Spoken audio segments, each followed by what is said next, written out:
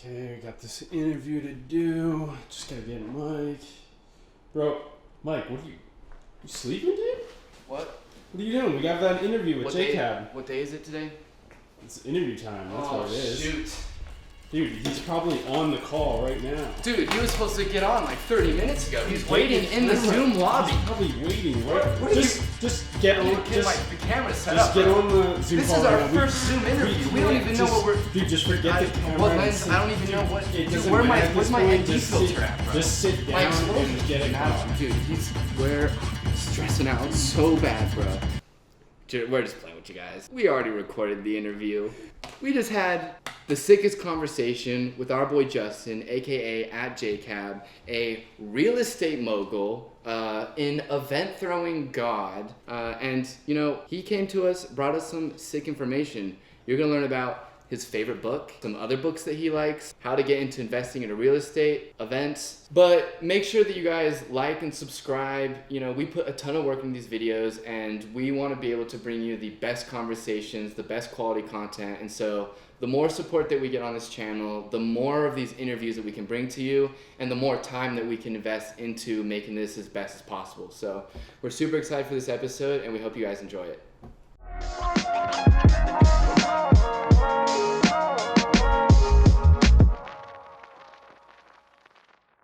What's up, everybody? So we have a little bit of a different interview today. We're sitting here with Justin, aka @JCab, the founder of Total Property Solutions, Social X. He's doing a lot of work with VAs, investing into real estate like apartments, as well as, you know, I've seen him talking a little bit about, you know, ways to improve your credit score, credit, all that stuff. So I'm super pumped to dive into all this today and to just introduce you guys and see what's going on. So Justin, we're super pumped to have you here. Where are you located like currently? Awesome. Well, I appreciate you guys. First of all, I just want to say thank you so much for having me on. You guys kick ass. Love what you guys are doing. Love the platform that you created. And I think it's so important for people to have a creation event or creation medium to really build a platform to be able to connect with really awesome people. And that's exactly what you guys have done. So hats off to you guys. I'm calling in from Tampa, Florida right now. Usually I say sunny Tampa, Florida, but it's been raining like every day. If you guys are familiar with, you know, South Florida or, you know, mid Florida, this time of year, it just rains nonstop. But besides this, you know, month and a half, 2 month time period, it's paradise. So I love it over here, man. That's awesome. So I kind of want to like start this interview, run it way back and kind of get into, you know, what got you into entrepreneurship in the first place. Mm-hmm. And when did you come to the realization like, okay, like I do not want to have someone else be my boss. I want to do what I want to do. Yeah, for sure. So, you know, looking back on my life, I've always had very entrepreneurial tendencies. I've always been very independent. And, you know, my dad, my mom and my father were entrepreneurs. So, you know, I think it's really in my DNA.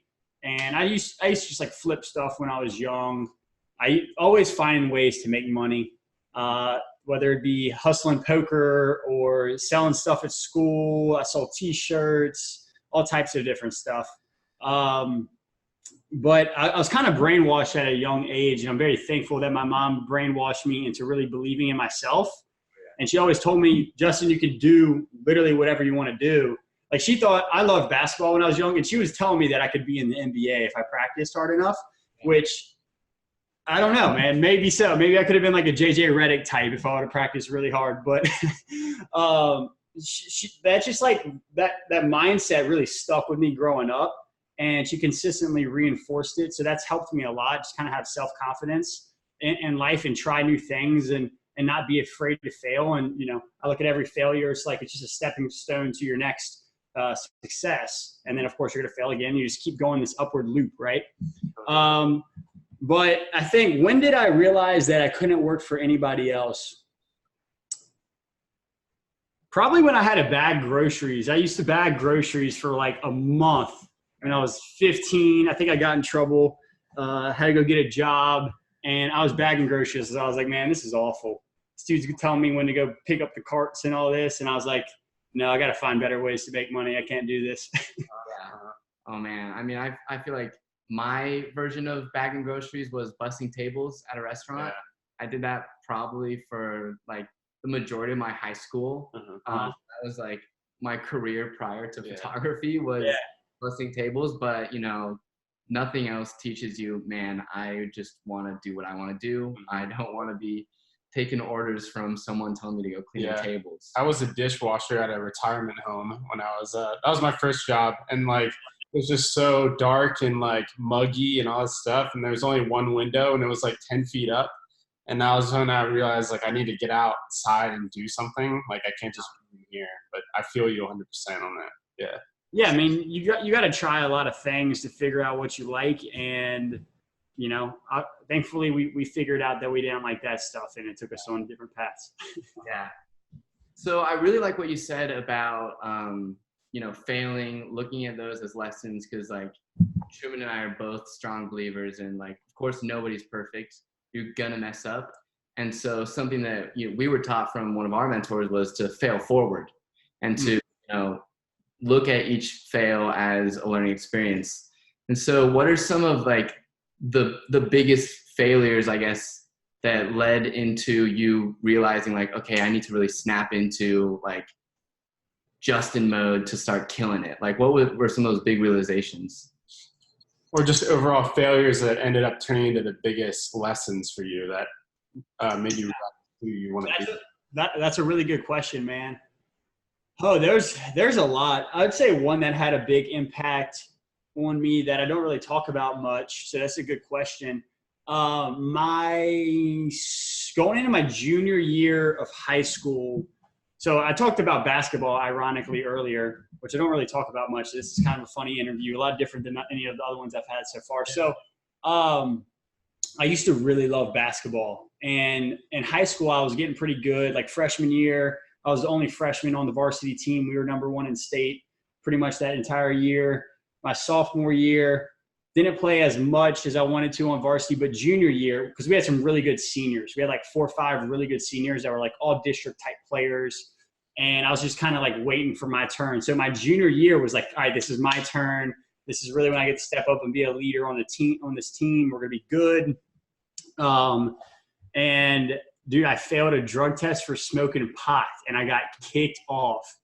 And I was so bummed, man, because I was so excited for the season. And I was really like, I went to a small Christian school and it was just one of those things where they're always in your business, you know, type thing. And I was always a leader. So whether I was a leader for throwing a party or leading on the basketball court, I got blamed whether we won or lost or whether we, and I'm cool with that. I'd rather it be on me because that at least gives me control, right? But I kind of was considered the leader of the kid throwing, you know, the one throwing the parties, and I probably was. But anyways, I got kicked off the basketball team because of that. And my senior year, I didn't play. And that was a huge regret because I believe we would have won state. And I just felt like I didn't live up to my full potential in that particular, and one of my passions, right? I was super passionate about it and I just dropped it. And it really bugs me. I mean, I'm kind of over it now, but it definitely bugged me for a really long time and helped me shape my mindset. It was like, I'm never going to let another really good opportunity go by and not seize the moment and take full advantage of the opportunity. So that definitely shaped my life up until this point. I would say another big failure, even bigger than that, would probably be recently with Total Property Solutions. We were growing at such a fast rate. The first 7 or 8 months, we did like 1.3 million in revenue. The second year we did, I think just under 7 million in revenue. And we were growing so fast. And we got a couple of really big clients that were like, we literally want you to start renovating 100 houses a month for us. Wow. At the time we were renovating like 15 houses a month. Yeah. So we went out, we grew really, really fast. And then these, you know, we had literally like 100 proposals out to these clients. Right. And consistently we were growing at a very fast rate. So we brought on all this overhead. Our overhead was like $150,000 a month. We had like 15 employees, 3,000 square feet of office space, etc. And this is the first time I've ever told this story to anybody, besides like 5 of my close friends. So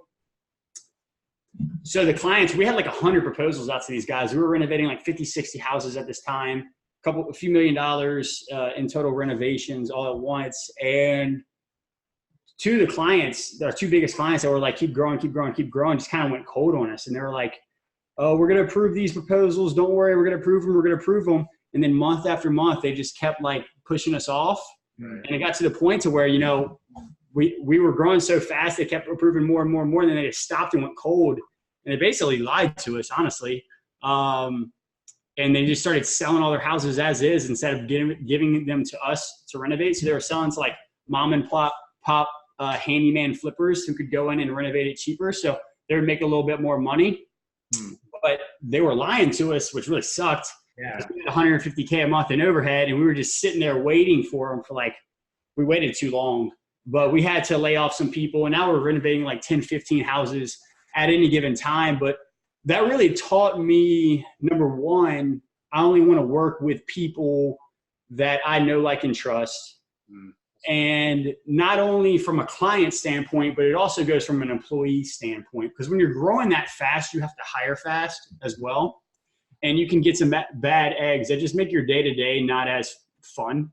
So one thing that when I stepped back from all this and really did a lot of deep work, I decided that I was only going to work with people on the client side and build a phenomenal team that I really, really enjoy working with day to day.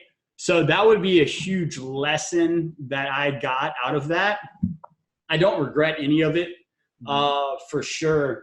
I learned how to run a very fast growing business, how to manage employees. I mean, basically the whole 9 yards of running a business. So I would say those are 2 big failures that have molded me into who I am and what I'm doing now, for sure.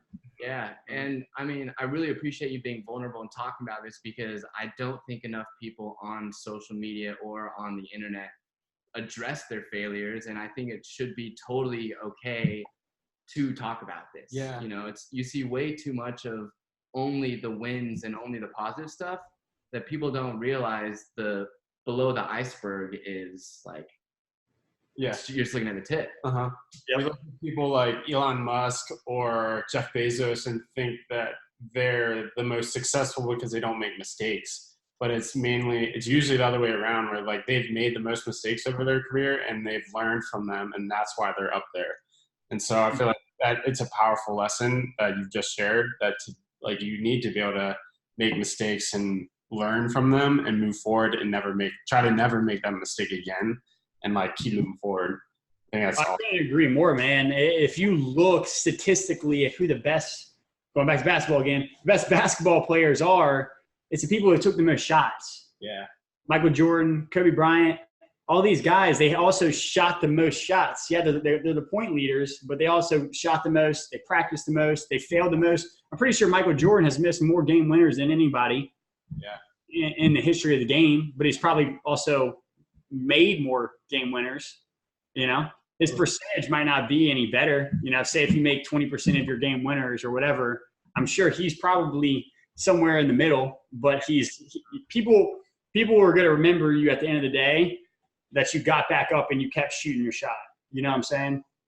So you talked a little bit about working with people that you know, like, and trust. How is that related to what you're doing with Social X now? So I feel like that's what you're more passionate about at the moment. Like, what's the type of people that are around Social X, and what's like that fulfillment like for you? Yeah, man, that's a great question. So with Social X, really my mission is let me take a step back. So I sat back and I thought, how can I make the biggest positive impact on the world? And that's kind of a big question, right?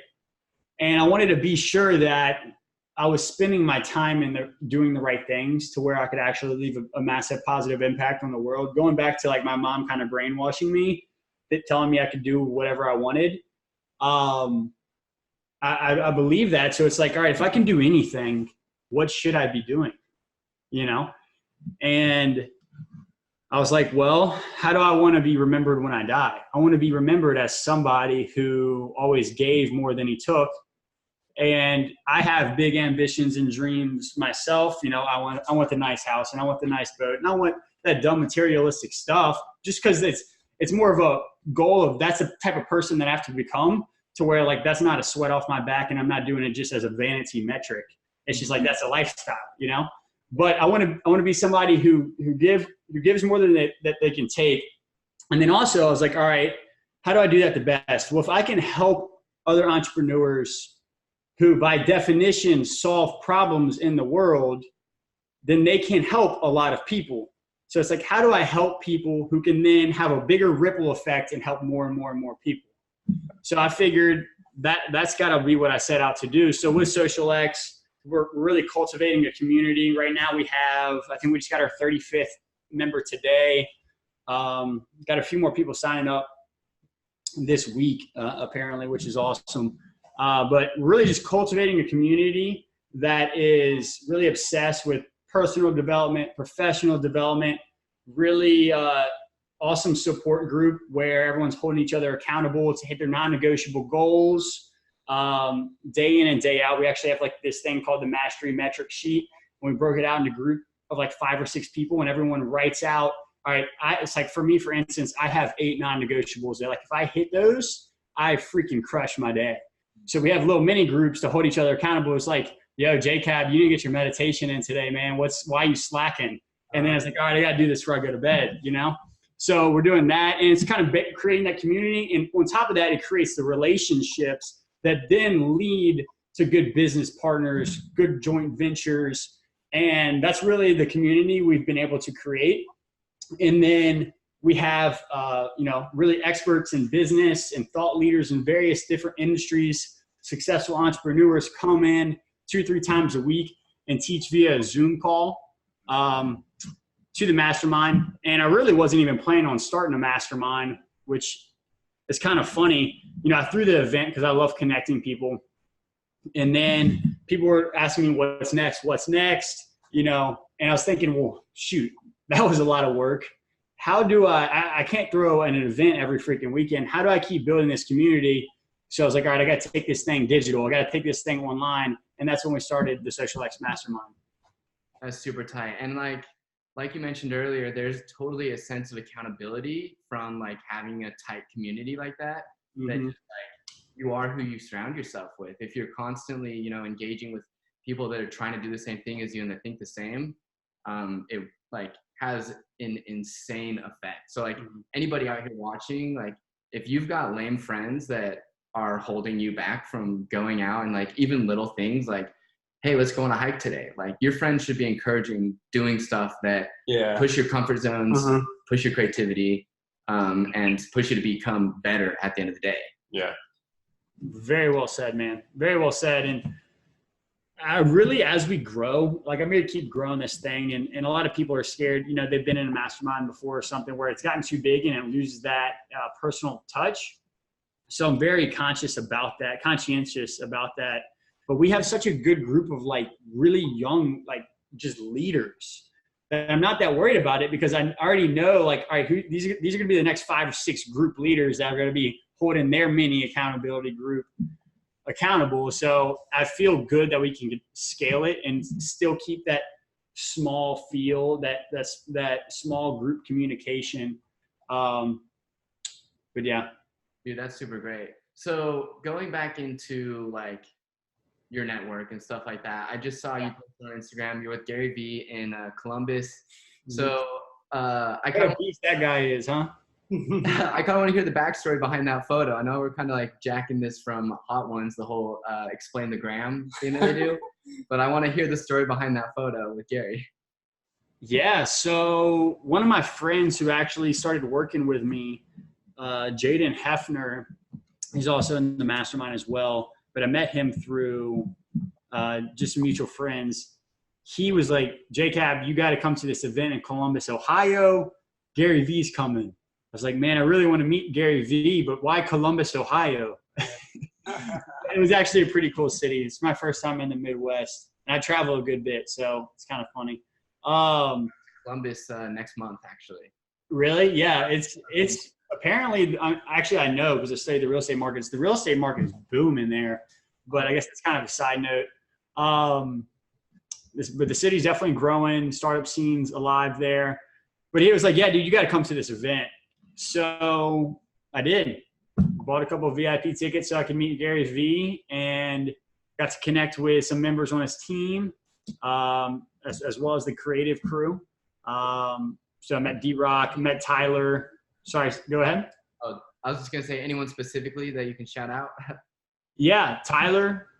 He was a really cool dude. That's his executive assistant. D-Rock was a nice guy. And the third guy I didn't talk too much. I mainly talked to Tyler. I'm going to have him come to a Social X event soon.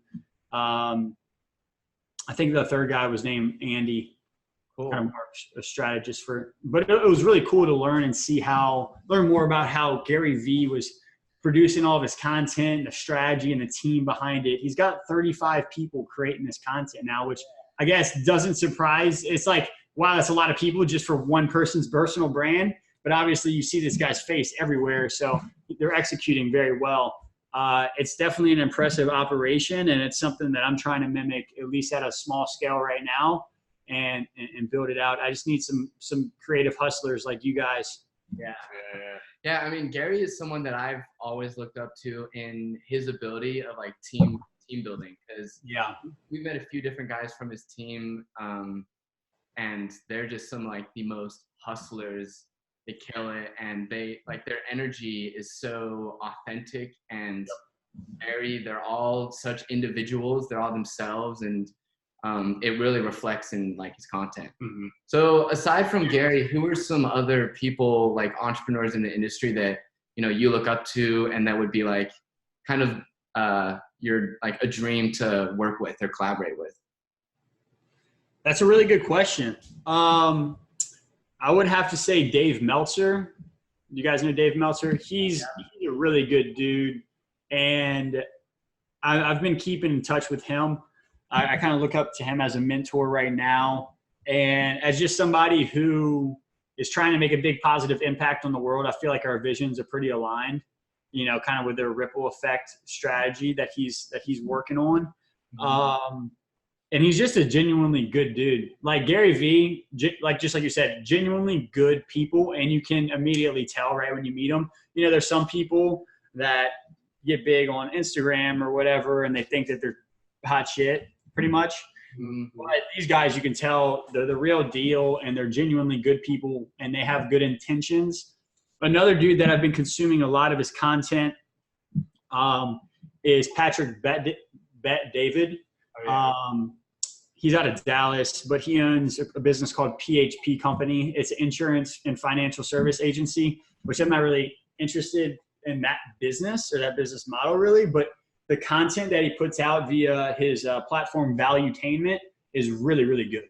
Like really, really good, really tactical advice, and he knows what he's talking about. He's a dude I've been studying, and then I've studied all of Grant Cardone's material. I agree 100% with his apartment investing.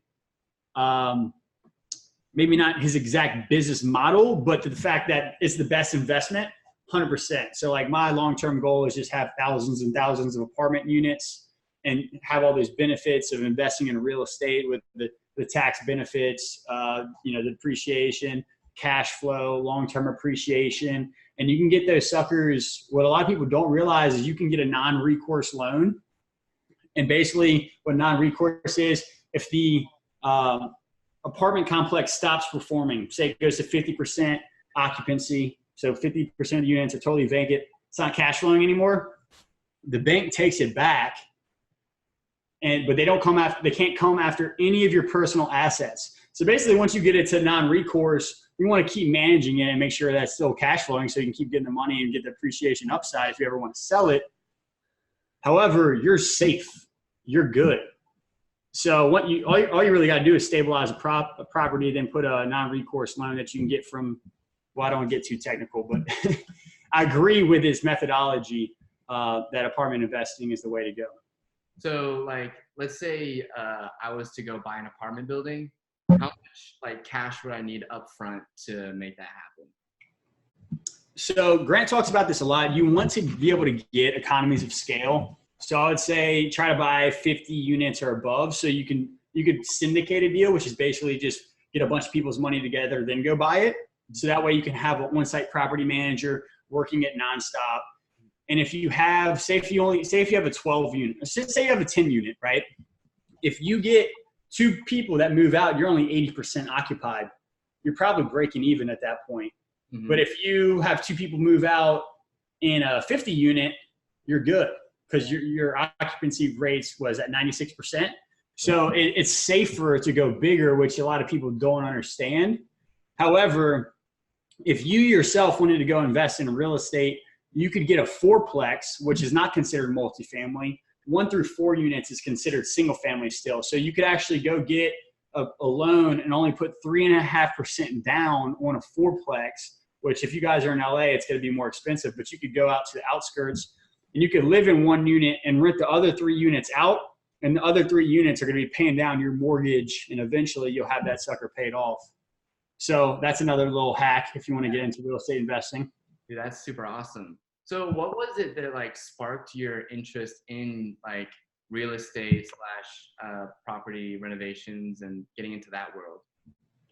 Yeah, for sure. So I kind of grew up around it. When my dad was 18 years old, my family doesn't come from money, or my dad does not come from money. And he's just always been a hustler. And when he was 18, he started working. He found some, like a couple $1,000 saved up, a few $1,000, went and bought crappy foreclosed property, put some paint carpet on it, sold it for a few thousand more, and just kept doing that. And then he got plugged into some guys doing that at a larger level and just got plugged in with them. He's kind of established himself as a young hustler, found some good real estate mentors that took him under their wings. And so anyways, as I grew up, he would just point out random little things in real estate to me that I would pick up on over time. And, when I started, I realized that I don't want to be broke. I want to make a lot of money and I want to be successful in all facets of life. So I was like, I got to figure out this wealth creation thing. So I started studying who the most successful people were, who the richest people were, et cetera. And I read that like 90% or something of millionaires became millionaires through real estate. So I was like, all right, my dad does real estate. A lot of people make money via real estate. I gotta learn real estate. So I started working for my dad and stuff in the summers, in high school, a little bit in high school, and then a lot more in college. And then I started working for a student housing real estate developer in college, started doing his marketing and leasing for his apartments. And then he hired me full-time after college, and I was managing 4 of his apartment complexes where I went to college at University of Mississippi, Ole Miss. Okay, cool. And, so I learned a lot from him, student housing real estate developer. He owned a lot of real estate, but it was kind of a small shop, which was pretty cool because I kind of got to be like his right-hand man and kind of took me under his wing a little bit and showed me a lot of different things. And what I realized is, number one, don't get me wrong, he's a very smart, very, very hardworking guy, but you don't have to be a genius to be successful. And number 2 is you can just figure it out. Just talk to the right people, figure out who you need to talk to get something done. Whether it's somebody at the city, whether it's finding the right contractor, you can put pieces of the deal together. And that's what I love about real estate development. Developers really are just getting the right team in place to succeed, which is really what I enjoy doing. Dude, that's huge. That's super awesome. So so I kind of want to go back. You mentioned earlier about writing an autobiography. Yeah. So I want to hear a little bit about, your journey with that, a lot of like why you decided to do that in the first place. And just kind of a bit about that. Yeah. So this is something I've been talking more and more with people about. I talk to probably 2 or 3 people a week that are like, dude, I see like you're happy and you're doing your thing and like you're working hard and you're running these businesses. Like, I just feel stuck. It's like, whether they're working a 9 to 5 or they're looking for a job or they're in college and they don't know what to do after, maybe they just graduated, or maybe they're older and they're stuck. They're like asking me, what did you do? And this is what I did. I kind of just wrote it all out. So I think the first step is to become very, very self-aware. And I'm getting to the autobiography. I don't want you to think that I'm ignoring your question. It all ties in. Cool. So the first thing that you got to do is become very self-aware with who you are and what you like to do, and understand what drives you, what motivates you, what you're good at, what you enjoy doing. And there's an intersection of all that, and that's really what you got to do. So the first step is, like, I think, in my opinion, is take personality tests. So literally just Google personality tests and take every freaking test you can find. The Tony Robbins DISC test is good. The 16 personalities, I think it's called like Myers-Briggs or something. That's pretty good. I've taken a handful more, but just Google it and take everything you can find, and then read that and study it and think about, all right, is this right? Why is this right? Why is this wrong? Think about how you act, what you do. And then I wrote out, all right, then the next thing I did was you got to begin with the end in mind. So how do you want to be remembered? So writing your own eulogy is extremely impactful. I've done it 2 or 3 times. First time I ever did it was in the book, 7 Habits of Highly Effective People. I'm pretty sure. If you haven't read that, to anybody listening, highly suggest reading that one. Y'all read that one? Oh yeah. His neighbor was Stephen Covey. No way. So I grew up. What? my family belongs to a religion called Mormons. Yeah. And so in my little You ward, grew up in Utah, right? yeah. So in my ward, my scout leader actually was David Covey, who is Stephen Covey's son. Yep. And so, all of our scouting activities or things that we did on a weekly basis, he would always take us to his dad's house, which was super sick. It had a indoor basketball court, a pool. Like, it was just like really sick, big place. He took like 15 or 20 of all of us scouts to Ruth's Chris Steakhouse, which is like, you're looking at $60 to $100 a plate. Yeah. So that was like super sick. But I never understood who he was when he was alive because I was so young. And it was just like, oh, the Coveys are like, they were just like my neighbor. Like it was just like another family growing up. Yeah. And so it wasn't until moving in like to New York, getting into the entrepreneur space and realizing that at every single networking event or whatever, at least at one point, someone would bring up 7 habits or like how Stephen Covey changed their life. Yeah, dude, that's such a cool story. I had no idea. So I guess he's Mormon as well. Okay, yeah, I had no idea, but his like writings and Mormonism, which is pretty cool. But yeah, nice. Yeah, I mean, I had no idea on his religion, faith, his faith and beliefs. I know he talks about religion in that book a little bit. Having a faith, practicing it. But yeah, dude, that was an extremely impactful book. That was one of the first personal developments I read. One of the first personal developments books I read when I really started getting into self-development, personal development, when I realized college wasn't going to teach me the tools I needed to be successful. So I started taking it into my own hands. And that's around that time I read, Rich Dad, Poor Dad, Think and Grow Rich, 7 Habits, How to Win Friends and Influence People. And that was the biggest growth phase and mindset shift in my life. I think I was around like sophomore year of college. But all of those books are essentials. Yeah, it's like must reads. Like you got to start there. Yeah, 100%. So, what's your favorite book right now?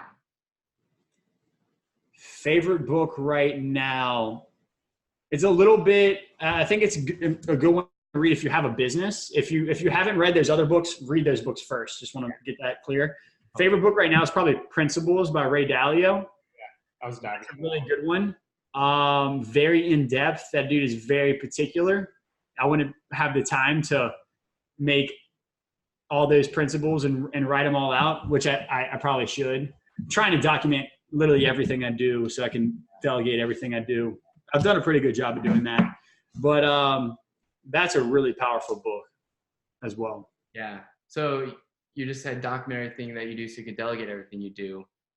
What are some of the systems and stuff that you've had to develop, and what are some of your strategies for developing systems in your business? Because like Truman and I are also kind of, trying to implement as many systems into our business as well, so that we can, scale, grow, and like treat it like a business. And so a lot of entrepreneurs, artists, creatives out there don't even understand how powerful systems can be. Especially the creative community. They get into taking photos or making videos, and they stay with that the whole time, and they never systemize any of it and hire new people. They try to do everything themselves, and you can only get so far with that. And so let's talk about that more. Yeah, 100%. And we have a couple creatives in the Social X Mastermind that we've been really drilling this down to them, because just like you said, creatives are like, this is my baby. Like, I'm the best. This is my vision. I'm the best at doing this. Like, this is my thing. This is what I love to do. And I get it, because you guys are doing what you love to do. So I commend you. You should never stop doing what you love to do. However, to create a successful business, you need to get other people around you so that you can make more money and really run a business, right? Instead of just like a 1 or 2 man shop. So the first step is like create a flow chart of like, this is where I start, this is where I end, and here's the high level steps in between, and just keep it high level so you don't get overwhelmed at first, and then get into more and more detail, right? So one way to do it is to record each other. So it's like, all right, I'm gonna record myself doing the entire task, and then I'm gonna rewatch it, and I'm gonna write out step by step everything I did. And then I'm going to make a video about it and hand that, we call it standard operating procedure, that SOP, off to somebody else who did not create that SOP. And if that person can then take that SOP, that checklist, and that video that you created, which I used Loom, it's a free app to record the videos.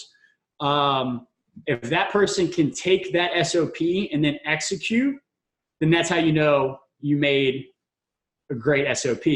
Usually there's a little back and forth. So usually they're going to have 1, 2, or 3 questions, and then you just add that into your checklist, add that into your video, and hand it off again. And then if they can execute on it, you're good. So that's how you make an SOP, and that's how you can start delegating work. And we delegate a lot of work to virtual assistants. Between me and my 2 business partners, we have 14 virtual assistants. And really, as we just taught the whole automation and delegation process to people, we naturally and showed people how we were using VAs to delegate a lot of the work. People naturally just kept coming to us and saying, hey, I want a VA. Hey, I want a VA to do this.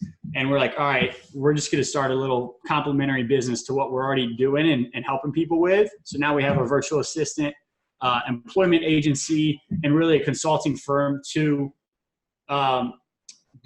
we actually have like some template SOPs that we're giving our clients right now, and then kind of showing them how they can create SOPs in their business around whatever they want. And then we staff them with a virtual assistant. So kind of one of the ways, real quick, how we're different than most VA companies. Most companies are VA management companies. So basically a VA management company, you pay them $10, $15, $25, $30 per hour, and then they turn around and pay the VA a very small fraction of that. Yeah. What we do is we teach you how to fish instead of provide the fish for you. So we're like, here's all the systems and processes that we use to run our teams, literally exactly what we do. Here's how you can create SOPs. Here are some SOPs that we use predominantly around lead generation and setting appointments, so that you can, at the end of the day, make more sales, make more revenue. And then here's how you can outsource that and really hire, manage, train, and pay your employees. So they're your employees, and you pay the VAs directly $2, $3, $4, $5 per hour instead of paying a management company that then turns around and pays them and takes the difference. Yeah. So where can people go to find out more information about that? Because I feel like a lot of our audience members are in that stage where they're looking to hire VAs. So they would love to check out something like that. Yeah, I think the easiest thing to do, we have website and everything, but the easiest thing to do, just DM me at jcab, at JCAB on Instagram, and I'll hit you right back. And, you know, I can send you all the information, hop on a call, talk more in depth about it. Yep. That's awesome. Yeah. Virtual assistants are game changing once you get them. So game changing. You just gotta take a step back to take 2 steps forward, right? So no one likes creating SOPs. It's a pain in the ass. It really is, but it's so worth it. It's so worth it. Yeah. And it's like another thing too of like, how much do you value your time? Because there's things that you're spending the majority of your time doing that is low-level technician work that you can outsource to a VA through these SOPs. And that way you can focus on like what you want to be doing with your time. Do more of what you love doing. Yeah. If it's videography that we love doing, we can outsource all the other stuff and only do what we want to do. You know? Yep, exactly. And I'm like I said, I'm working with like three videographers on that right now.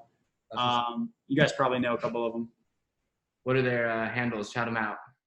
Roger Rojas, you know him? Not off the top of my head. Not off the top of my head, but he's a New York guy. And then Gustavo and Sean O'Lynn, they're in Jacksonville. I figured y'all might know Roger because you were up in Jersey with Gerard, right? Yeah. I'm looking at his page and he looks familiar, but I don't think we've met face to face before. Dude, follow him and shoot him a DM. Say, hey, I just interviewed Jay Cabby, gave you a shout out. He's a great guy. I just hit him with the follow. Shout out to Roger. Nice. But yeah, I think we never I never finished up the autobiography thing. I don't think. I kind of just jumped. So I forget where I left off, but all right. So personality test, begin with the end in mind, and then we started talking about the Covey thing, which is awesome. And then, so yeah, write your own eulogy. Like, how do you want to be remembered? Like, what do you want your spouse to say at your funeral? What do you want your family to say? What do you want your friends to say at your funeral? What do you want your community to say about you at your funeral? So like, how do you want to be remembered? And then if you can begin with the end in mind, you can kind of reverse engineer from there. So then I was like, all right, I want to make a big positive impact on the world. I want to be this, this, and this. I got to find an avenue for that, doing something that I love. So that's when I wrote like this 3-page autobiography, which really was just an outline of from the very beginning of when I can remember my life up until now.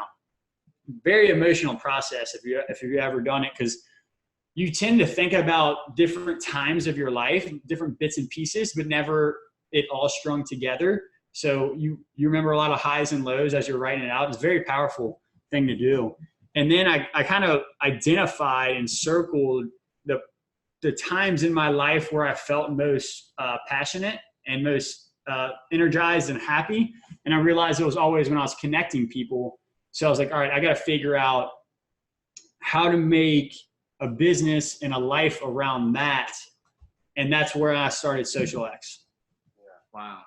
That is super awesome. I mean, so how long was that process of, writing out from start to finish, from your like thinking back to old memories and thoughts that you may not have even thought of since the event happened, Yeah. So just the autobiography part I did in a night, in like an hour, probably hour and a half. But like all the person, like all the, a lot of the self-awareness stuff came before that, like the personality test kind of built up to that point over a couple of years. But as far as like just the autobiography portion, that was just in one night. Yeah, that's super awesome. So going into like your future of Social X, like what are some of the things that you're trying to do in the next 1 year or even like 3-5 years? Yeah, man. So if you can see this whiteboard behind me, I have all my goals and to-dos to execute. But I want to grow the mastermind to 100 people while still keeping a really, really close-knit group of people that are really just loving it. And we're continuously over-delivering value, which we are right now. And I know we will continue to do.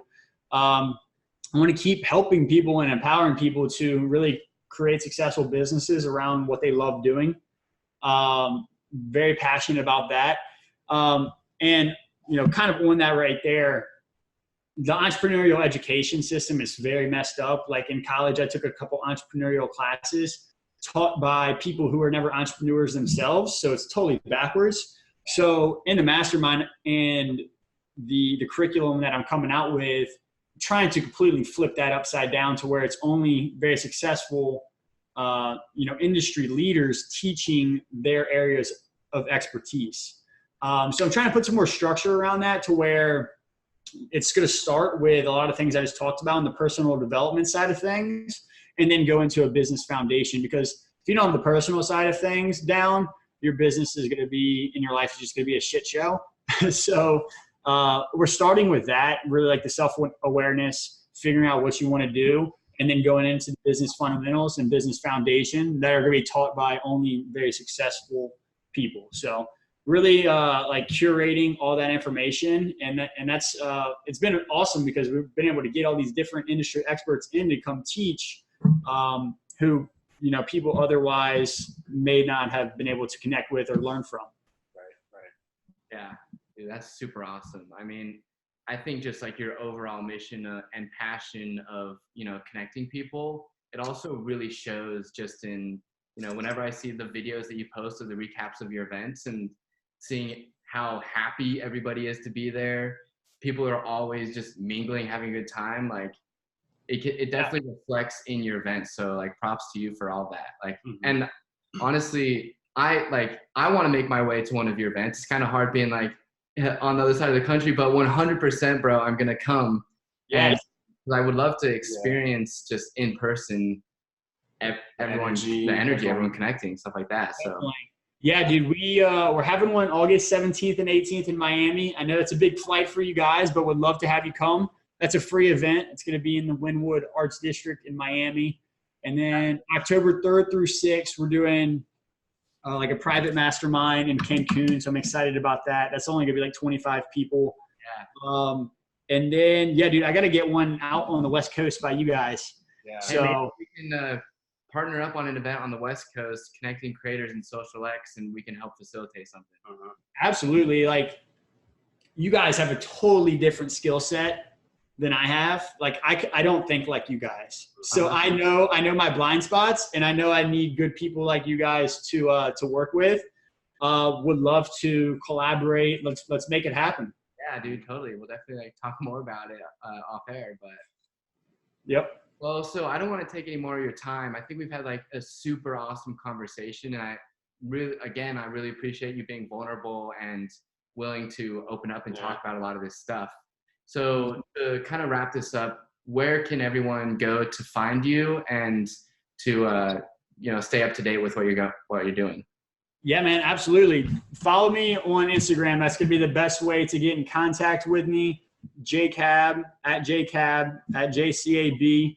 And then my email, if you want to email me anything, is jcab@socialxevents.com. You can email me collaboration opportunities, sponsorship ideas, real estate deals, always looking for those. But yeah, I would love to connect with anybody. Just say what's up, man. Love connecting with new people. Yeah, totally. Sweet. Well, thank you again for being on, and yeah. I appreciate it. Thanks so much, guys.